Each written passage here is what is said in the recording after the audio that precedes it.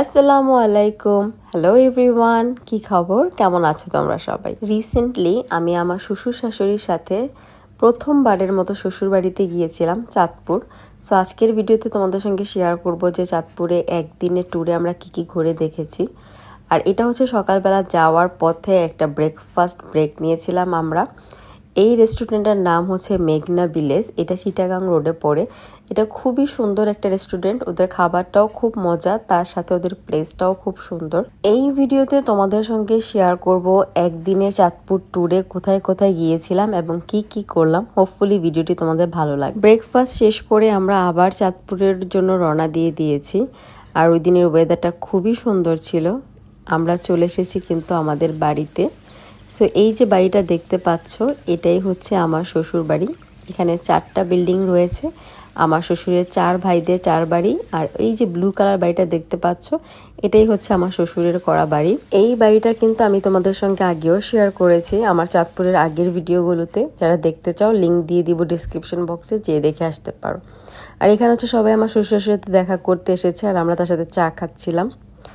So একটু rest নিয়েই আমরা এখন হচ্ছে ঘুরতে বেরিয়ে গিয়েছি। যেহেতু চাঁদপুর খুব বেশি একটা যাওয়া হয় না, যখনই যাই না কেন অনেক দিন পর পর যাই এবং সব কিছু নতুন মনে হয়, তাই এবারও একটু গ্রামটা ঘুরে দেখছিলাম। সো এই যে আমাদের সাথে মামা রয়েছে, মামা আমাদেরকে পুরো গ্রামটা ঘুরে দেখাচ্ছে। আর সানাপ তো এগুলো খুবই এনজয় করে, গরুর সাথে খেলা, পুকুর দেখা, সব কিছুই ও খুব এনজয় করে। সো আমরা এখন পুরো গ্রামটা একটু ঘুরে দেখব, আর আমাদের সাথে তোমাদেরকেও পুরো গ্রামটা ঘুরে দেখাবো। আশা করছি আজকের এই ভিডিওটি তোমাদের ভালো লাগবে। যদি ভালো লাগে একটা লাইক দিবে, আর তার সাথে যারা এখনও আমার চ্যানেল সাবস্ক্রাইব করোনি, প্লিজ আমার চ্যানেলটা সাবস্ক্রাইব করে নিও। সো গ্রাম ঘোরা শেষ, এখন চলে এসেছি সানাফকে নিয়ে আমাদের বাড়ির পুকুরে। এটা আমাদের বাসার ভিতরের পুকুর। সানাফ চাঁদপুর যাওয়ার জন্য অনেক বেশি এক্সাইটেড থাকে, তার একমাত্র রিজন হচ্ছে এই পুকুর। আর ও যেহেতু এইবার নতুন সুইমিং করা শিখেছে, তাই এইবার হচ্ছে যে ওর এক্সাইটমেন্ট আরো বেশি ছিল। এবার ও নিজেই সাঁতার কাটতে পেরেছে। পুকুর থেকে বাসায় এসে দেখি আমাদের জন্য লাঞ্চ রেডি। লাঞ্চে ছিল চিকেন, 2 ধরনের মাছ, ভেজিটেবলস আর ডাল।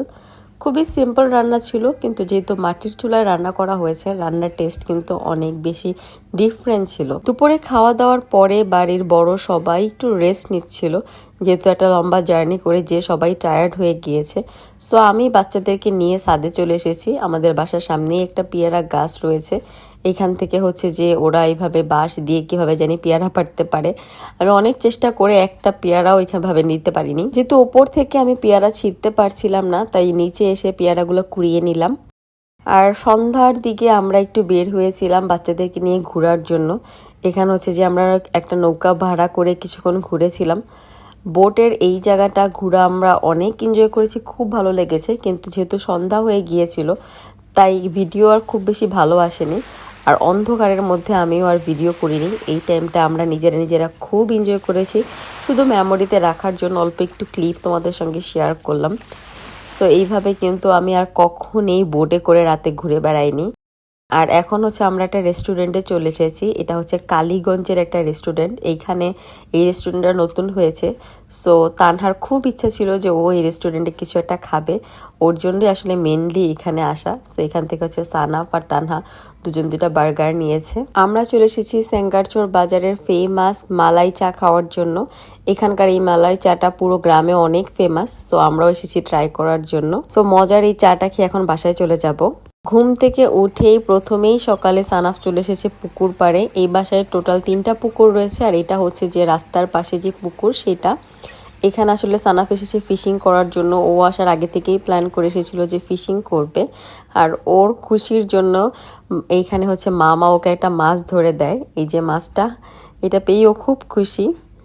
সো এই তো নাস্তা টাস্তা করে এখন আমাদের যাবার সময় হয়ে গিয়েছে। আলহামদুলিল্লাহ এবারের চাঁদপুর ট্যুরটা খুব ভালো ছিল। প্রথমবারের মতো শ্বশুর শাশুড়ির সাথে চাঁদপুর ঘুরে দেখেছি। ভিডিওটি তোমাদের কাছে কেমন লেগেছে, do let me know in the comment section. See you in the next video.